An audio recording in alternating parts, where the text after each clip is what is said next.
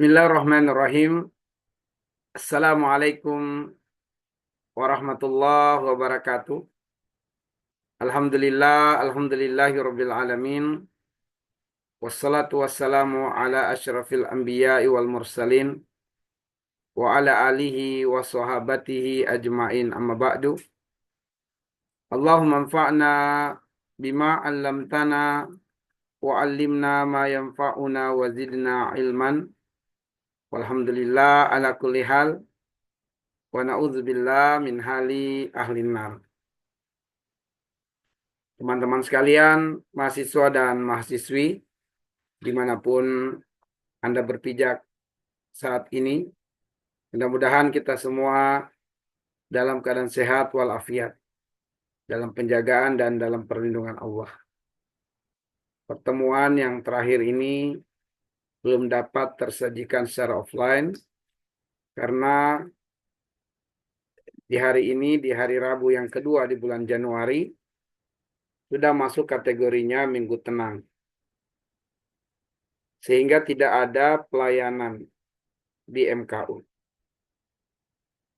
Namun, karena kita diperhadapkan dengan 2 Rabu berturut-turut tanggal merah, dan kita tidak dapat menyelesaikan pertemuan terakhir, maka dengan keterbatasan ini, kita sajikan pertemuan yang terakhir. Itu pun dalam bentuk rekaman video, supaya materi ini dapat diulang-ulang oleh Anda semua. Teman-teman sekalian, judul yang akan diketengahkan adalah tentang gangguan jin dan terapinya. Gangguan jin dan terapinya.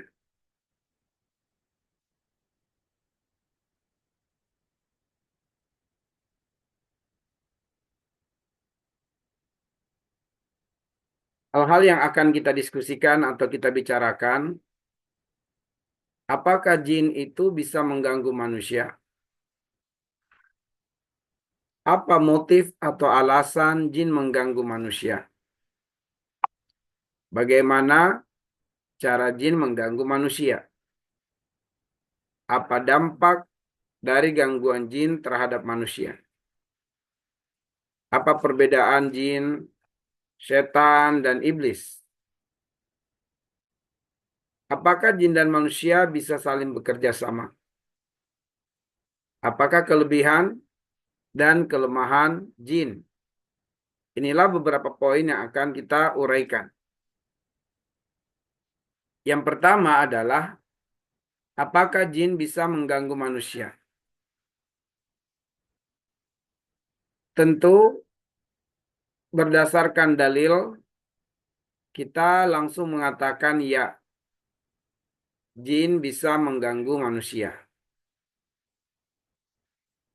Kalau kita merujuk kepada firman Allah Subhanahu wa taala di Quran surat Al-Falaq di ayat yang kedua, min syarri ma khalaq,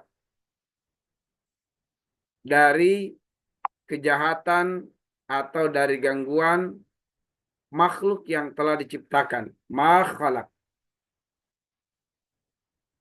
Ini berarti bahwa ada makhluk yang berpotensi menimpakan gangguan. Dan berdasarkan ayat ini, Imam Ibnu Katsir rahimahullah ta'ala menafsirkan ada 4 makhluk yang berpotensi mendatangkan gangguan pada diri manusia. Yang pertama, makhluk dari kalangan manusia bisa mendatangkan gangguan kepada manusia lain. Yang kedua, makhluk dari kalangan jin bisa mendatangkan gangguan kepada manusia. Makhluk dari kalangan binatang dapat menimpakan gangguan kepada manusia. Dan juga makhluk kecil seperti virus, bakteri, sel-sel jahat di tubuh juga dapat menyebabkan atau mendatangkan gangguan pada diri manusia. Namun karena topik pembahasan kita adalah tentang jin, maka terjawab bahwa jin dapat mengganggu manusia. Sebab jin merupakan salah satu makhluk yang diciptakan oleh Allah Subhanahu wa Ta'ala, di mana jin adalah termasuk makhluk yang mukallaf, terbebani kewajiban syariat.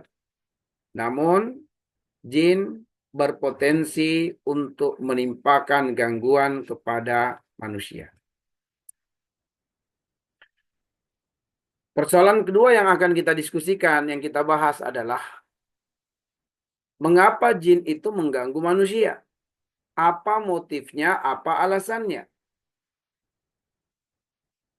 Di sini saya tuliskan ada 8 alasan mengapa jin itu mengganggu manusia. Yang pertama, ada jin yang mengganggu manusia karena cinta kepada manusia. Gangguan mahabbah. Jin laki-laki yang mencintai manusia dari kalangan yang mencintai manusia, maka jin laki-laki itu disebut jin asyikun. Sedangkan jin perempuan yang mencintai manusia disebut dengan jin asyikoh. Kemudian yang kedua, motifnya jin mengganggu manusia adalah karena intikom. Jin itu ingin balas dendam. Sebab dalam perspektif jin, manusia mengganggunya. Manusia berbuat zalim pada dirinya, dan jin pengen balas dendam. Yang ketiga, ada jin yang mengganggu manusia karena memang usil. Usil. Jin itu yang memang sengaja untuk mengganggu manusia. Sengaja menjahili manusia. Menteror manusia, menakut-nakuti manusia. Sengaja. Biasanya kita menempati rumah yang baru, tempat yang baru, lahan yang baru, yang sebelumnya telah dihuni atau didiami oleh sebagian dari jin, dan kita mendatangi tempat tersebut, tidak menutup kemungkinan kita menjadi korban dari gangguan jin.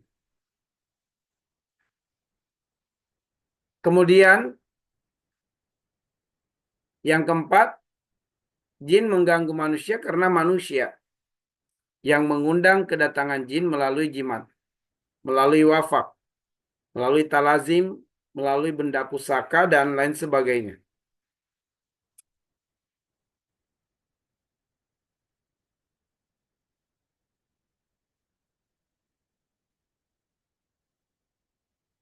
Yang kelima, ada manusia yang meminta bantuan jin.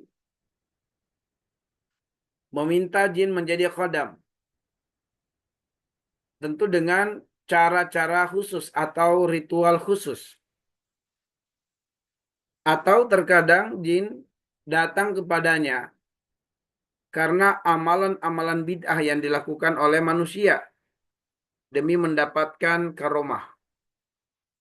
Akhirnya jin datang kepadanya, berarti jin mengganggunya. Yang keenam, adanya gelombang ain yang dilihat oleh jin. Lalu jin menempel di gelombang ain itu untuk menimpakan gangguan kepada manusia yang menjadi target gangguan ain. Yang ketujuh, ada gangguan jin dikarenakan warisan dari leluhur. Sering juga disebut sebagai jin nasab atau jin warisan. Dan ada jin yang mengganggu manusia karena kerjasama jin, dukun, dan orang yang hasad dalam bentuk sihir. Nah, inilah kemudian motif atau alasan mengapa jin itu mengganggu manusia.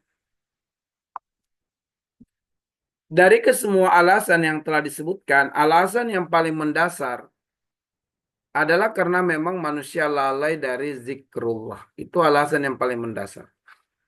Karena manusia lalai dari zikrullah. Maka Allah berfirman di dalam Quran surat Az-Zukhruf ayat yang ke-36, "Wa man ya'shu an dzikri rahman nuqayyid lahu syaitana fahuwa lahu qarin." Siapa saja yang berpaling dari pengajaran Tuhan, dari pengajaran Tuhan yang Maha Pemurah yaitu Al-Quran, Kami adakan baginya setan yang menyesatkannya. Maka setan itulah yang menjadi teman yang selalu menyertainya. Jin itu dapat mengganggu manusia dikala manusia sadar atau manusia sedang tertidur. Dengan cara sebagai berikut. Ada jin yang menampakkan diri dalam bentuk wujud yang menyeramkan atau wujud seseorang yang telah meninggal dunia sehingga menimbulkan ketakutan bagi yang melihatnya. Ada jin yang mengganggu dengan cara melempari rumah dengan batu atau pasir atau dengan yang lainnya. Yang ketiga ada jin yang mengganggu manusia dengan cara memindahkan atau menggerakkan atau menyembunyikan barang-barang tertentu di dalam rumah. Yang keempat ada jin yang mengganggu manusia dengan cara menindih manusia yang sedang tidur. Yang kelima ada jin yang mengganggu manusia karena menimpakan was-was, ketakutan dan kecemasan. Jadi bentuk gangguannya itu adalah manusia menjadi panik, cemas, ketakutan, paranoid istilahnya ya. Kemudian sering mimpi basah dan mimpi buruk yang berulang-ulang. Itu juga di antara gangguan jin padanya. Menempel atau bersembunyi dan atau menempati bagian tertentu dari tubuh manusia yang menyebabkan sakit, panas, berat, dan bahkan kelumpuhan. Kemudian ada jin yang merasuki manusia dan mengambil kendali kesadaran manusia. Jadi gangguannya adalah dia merasuki manusia. Lalu kemudian mengambil alih kesadaran manusia, terjadilah kesurupan. Yang kesembilan ada gangguan jin, di mana jin menyesatkan manusia dengan istidraj, kehebatan-kehebatan di luar nalar, yang disangka oleh manusia-manusia sebagai karomah. Padahal sebenarnya adalah gangguan jin. Kemudian yang ke-10, jin mengganggu manusia dalam bentuk permusuhan dan pertikaian sesama manusia supaya saling bunuh-membunuh. Nah, teman-teman sekalian, selanjutnya, apa dampak gangguan jin bagi manusia?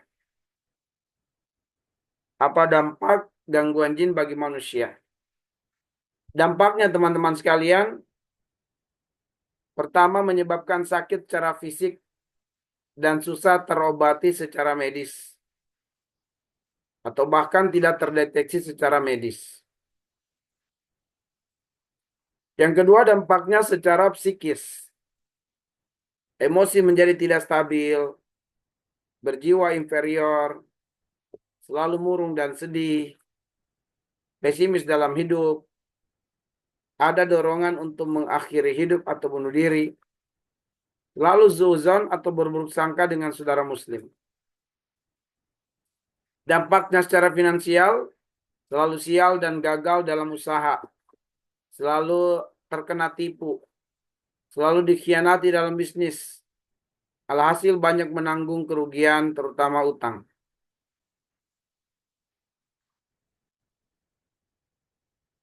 Kemudian ada dampaknya secara prestasi dan karir, yaitu susah dapat jodoh, malas beraktivitas, orang yang melihatnya menjadi benci dan tidak suka. Inilah dampak teman-teman sekalian dari gangguan jin terhadap manusia. Apa perbedaan jin, setan, dan iblis? Kalau jin adalah makhluk mukallaf, terbebani kewajiban syariat. Awal muasal diciptakan jin adalah dari api yang sangat panas. Dan selanjutnya melalui hubungan pernikahan sesama jin, ada jin laki-laki dan jin perempuan. Ada juga jin yang muslim. Ada yang munafik. Dan ada yang kafir. Jin yang suka mengganggu manusia, itulah yang disebut dengan jin fasik, munafik, bahkan kafir. Sedangkan istilah setan itu memiliki dua makna. Ada makna secara zat dan ada makna secara sifat. Secara zat, semua jin kafir adalah setan. Ini secara zat. Semua jin kafir adalah setan. Tetapi tidak semua jin kafir bersedia menjadi tentara iblis.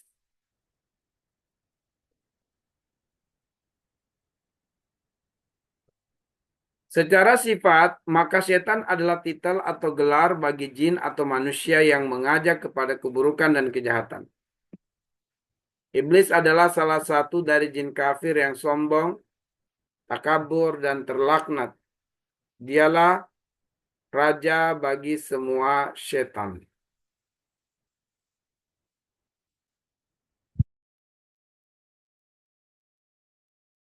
Nah, ini adalah tabel di mana teman-teman bisa melihat perbedaan antara jin, manusia, dan juga kelebihan manusia dari jin.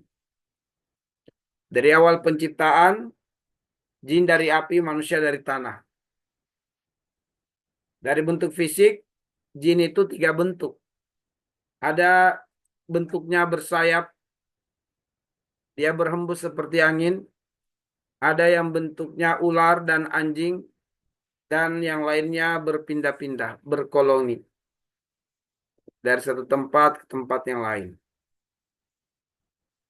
Sedangkan manusia satu bentuk sejak awal diciptakan, yaitu bentuk manusia. Sampai detik hari ini, manusia mungkin secara tinggi badan ada perbedaan, demikian juga mungkin besar badan dan berat badan, itu mungkin saja terjadi perbedaan, tetapi bentuknya ya dari dulu seperti ini. Mata di depan, hidung di depan, mulut, kedua tangan, kedua kaki. Jadi tidak benar kalau ada teori manusia itu dari monyet. Kalaupun ada manusia dari monyet, ya, atau moyangnya dari monyet, itu hanya satu orang di muka bumi, yaitu Darwin. Karena dia yang pencetus teori bahwa manusia dari monyet. Dia saja gitu ya, kita enggak. Nah, kelebihannya manusia dari jin dari sisi bentuk fisik, maka laqad khalaqnal insana fi ahsani taqwim. Bahwa bentuk fisik manusia itu ditakdirkan Allah lebih baik dari semua bentuk makhluk yang diciptakannya. Dan karena itulah Allah Subhanahu wa taala memerintahkan kepada para makhluk, khususnya makhluk yang di langit, agar memberikan penghormatan kepada Adam alaihissalam yang telah diciptakan oleh Allah langsung dari tangan Allah Subhanahu wa taala. Kemudian jenis kelamin, ya. Ini sama. Jin dan manusia sama-sama ada laki-laki dan ada perempuan. Nggak ada yang banci, ya. Nggak ada yang banci. Banci itu bukan hukum asal. Banci itu penyakit. Kemudian tujuan hidup. Sama-sama jin dan manusia adalah mukallaf. Terbebani kewajiban syariat. Ya, terbebani kewajiban syariat. Jin dan manusia ada yang masuk surga, ada yang masuk neraka. Tapi ditinjau dari tujuan hidup, maka manusia sebagai khalifah di dunia. Kemudian berpikir dan berakal. Jin berpikir dan berakal, manusia berpikir dan berakal. Tapi Rasul diutus dari kalangan manusia, bukan dari kalangan jin. Dan yang terakhir, jin dapat melihat manusia, tapi manusia tidak bisa melihat wujud asli jin. Jin lebih takut kepada manusia daripada manusia takut pada jin. Itu betul perkataan Ibnu Abbas radhiyallahu anhu.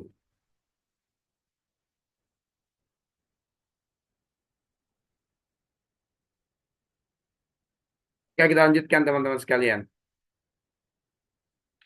Terapi gangguan jin, ya, terapi gangguan jin. Kul a'udzu birabbil falaq. Di awal surat Al-Falaq kita membaca ayat yang mulia ini. Kul a'udzu birabbil falaq. Kul katakanlah. A'udzu aku berlindung birabbil falak dari Rob al-falak. Rob yang menguasai waktu al-falak. Rob yang menguasai waktu al-falak. Rob yang menguasai Rob yang menguasai pergantian malam ke siang. Rob yang mampu mengeluarkan manusia dari kegelapan kepada kesedihan.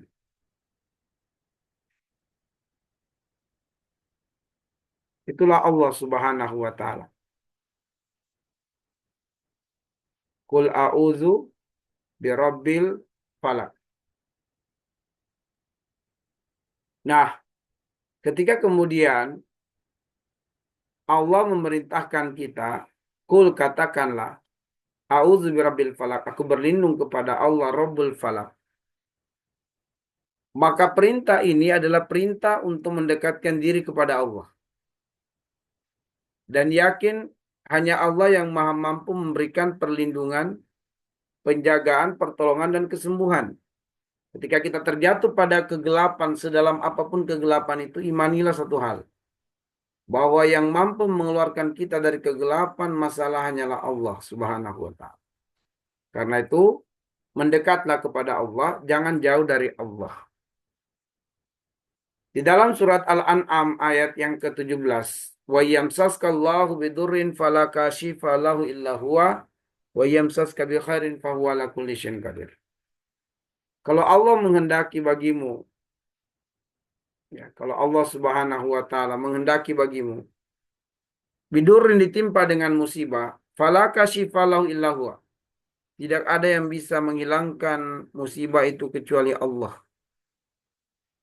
Wa yamsaska bi khairin fahuwa ala kulli syai'in qadir. Dan kalau dia yaitu Allah menghadiahkan jalan keluar dari sejumlah persoalan kehidupan yang dihadapi, amat mudah bagi Allah. Tidak ada sulitnya bagi Allah Subhanahu wa taala. Selanjutnya terserah kita. Mau bergantung kepada Allah ataukah tidak mau. Silakan, itu pilihan masing-masing dari kita. Nah, teman-teman sekalian, dekat dengan Allah. Siapa yang dekat dengan Allah terjamin kemenangan dan terjamin penjagaan dari Allah. Siapa yang dekat dengan Allah, maka kedekatannya kepada Allah menjadi benteng dan pertahanan seorang muslim. Kemudian, dekat dengan Allah merupakan sebesar-besar wasilah untuk melepaskan belenggu-belenggu gangguan jin. Makanya termasuk kesempatan yang sangat luar biasa untuk kemudian seseorang yang ingin terlepas dari segala belenggu-belenggu jin adalah dengan mendekatkan diri kepada Allah Subhanahu wa taala.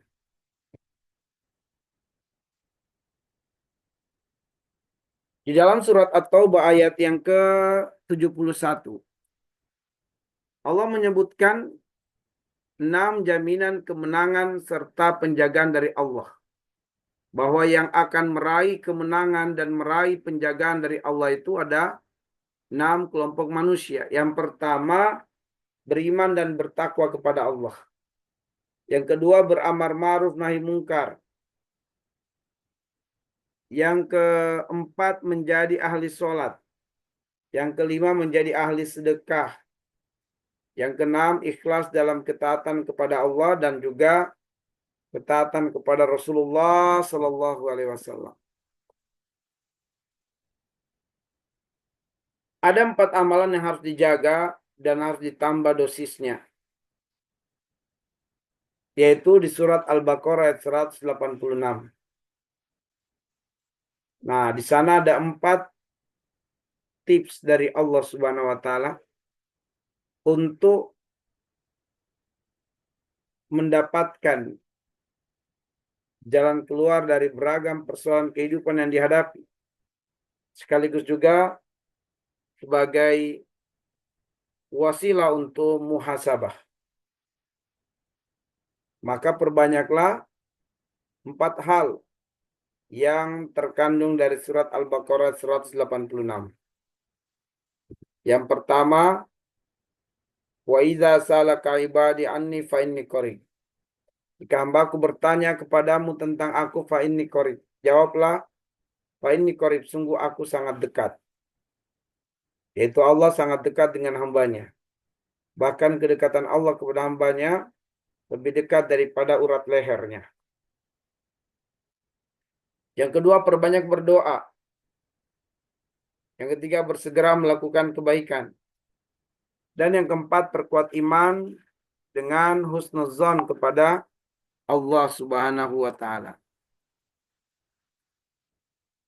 Adapun ikhtiar untuk melepaskan belenggu gangguan jin itu adalah dengan ruqyah syar'iyah secara mandiri dan ruqyah syar'iyah melalui wasilah saudara muslim yang berilmu dan juga bertauhid. Apa syarat ruqyah syar'iyah? Pertama, bacalah ayat-ayat ruqyah itu, di mana ayat-ayat ruqyah bersumber dari Al-Quran atau juga dari doa-doa baginda Nabi Shallallahu Alaihi Wasallam. Bacaan ruqyahnya harus jelas, benar, dan mudah difahami, meskipun dari selain Al-Quran atau hadis. Ya, seperti misalnya ada di antara kita yang sudah langganan, ya langganan bedak tertentu dengan merek tertentu. Itu sudah langganan, ya. Sudah langganan dengan bedak tertentu, dengan merek tertentu. Nah, teman-teman sekalian, seseorang misalnya, dia sudah langganan dengan suatu produk tertentu. Ya, produk tertentu dengan merek tertentu, harga tertentu. Dia sudah langganan dengan itu. Lalu kemudian dia sudah mengenal betul produk tertentu. Dia sudah mengenal betul harga tersebut. Dia tentu kemudian akan menolak ketika ada orang lain yang menawarkan suatu produk yang berbeda.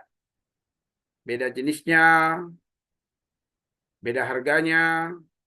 Ya. Mungkin saja pada saat itu dia ragu-ragu untuk menerima produk dari kawannya. Sebab dia sudah terbiasa dengan produk tertentu. Itu hanya dalam perkara-perkara duniawi. Dalam perkara duniawi, tentu terkadang ada yang kita sudah merasa nyaman dengan sesuatu karena kita mengenalinya. Dan seringkali kita tidak nyaman dengan sesuatu karena kita belum mengenalinya. Nah, dalam ruqyah syariah teman-teman sekalian, bahwa bacaan-bacaan ruqyah itu harus bersumber dari Al-Quran atau hadis. Maka tidak boleh dari bacaan-bacaan yang lain. Kalaupun dari bacaan-bacaan yang lain, bukan dari Al-Quran, bukan dari hadis, syaratnya adalah kita kenali. Kita kenali, kita pahami apa yang diucapkan. Bahwa di dalam bahasa tersebut ada benar-benar permintaan dilakukan, ditujukan kepada Allah, bukan kepada selain Allah. Makanya diwajibkan untuk kita mengenali. Apabila kemudian ada yang mempraktekkan ruqyah dengan bacaan-bacaan yang tidak kita kenali, maka sebaiknya kita menghindarinya. Ya. Sebaiknya kita tinggalkan. Sebab khawatir yang dibaca adalah mantra-mantra. Nah, karena itulah bacaan ayat-ayat ruqyah itu harus jelas, benar, dan difahami meskipun dari selain Al-Quran atau Al-Hadis. Kemudian, ruqyah itu secara zat hanyalah ikhtiar. Tidak boleh kita menggantungkan kesembuhan pada ruqyah. Ruqyah hanyalah sebuah wasilah untuk sembuh. Tapi tidak boleh menggantungkan kesembuhan pada ruqyah.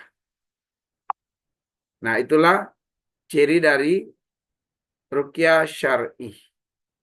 Nah, tapi kalau ruqyah tidak syar'i, terkadang meminta bantuan dari jin. Atau menggunakan wasilah-wasilah yang tidak dibenarkan secara syariat. Ya. Misalnya dia meruqyah tapi menggunakan wasilah tulang gitu ya. Tulang-tulang binatang dipukul-pukulkan. Ya. Tulang-tulang binatang digoyang-goyangkan di depan mata pasien ruqyahnya. Nah, itu tidak benar. Ya, menggunakan wasilah-wasilah yang tidak dibenarkan secara syariat. Baik, teman-teman sekalian, demikianlah yang bisa kami sajikan dan sampaikan dari materi tentang gangguan jin. Dan mohon maaf teman-teman sekalian, saya sengaja menggoyang-goyangkan badan, ya dikarenakan saya tadi beraktivitas sejak sebelum subuh sampai detik hari ini, ya sampai saya membuat video ini. Jadi eh, mungkin sempat kesadaran saya hilang sesaat ketika menyajikan materi, atau mungkin juga dalam penyampaian ada yang lepas kontrol sehingga kurang nyambung, ya. Tapi qadarullah, mudah-mudahan ini semua dapat dimaklumi, ya. Ini semua dapat dimaklumi dan alhasil kita telah menyelesaikan pembelajaran dan perkuliahan kita. Silakan teman-teman melakukan presensi secara online dan kemudian teman-teman sekalian, jika berkesempatan datang di kampus nanti di MKU, ya lakukan presensi secara offline. Anda tanda tangan sampai pertemuan yang terakhir, ya. Karena nanti itu akan menjadi rekapan bukti dari presensi secara online. Kemudian teman-teman sekalian, untuk online, untuk UAS-nya ya, mohon maaf, untuk UAS nanti insya Allah dilakukan secara online. Ya, untuk UAS dilakukan secara online. Anda boleh di mana gitu ya, di kamar, di rumah, di kantor, silakan saja. Yang penting Anda wajib untuk konsisten dengan waktu untuk mengikuti UAS secara online. Dan setelah kalian menyelesaikan UAS secara online, kalian wajib untuk ke kampus melakukan tanda tangan. Ya, entah besoknya Anda ke kampus, ke MKU minta, ya kemarin atau semalam saya sudah mengikuti UAS, saya mau tanda tangan. Nah gitu ya.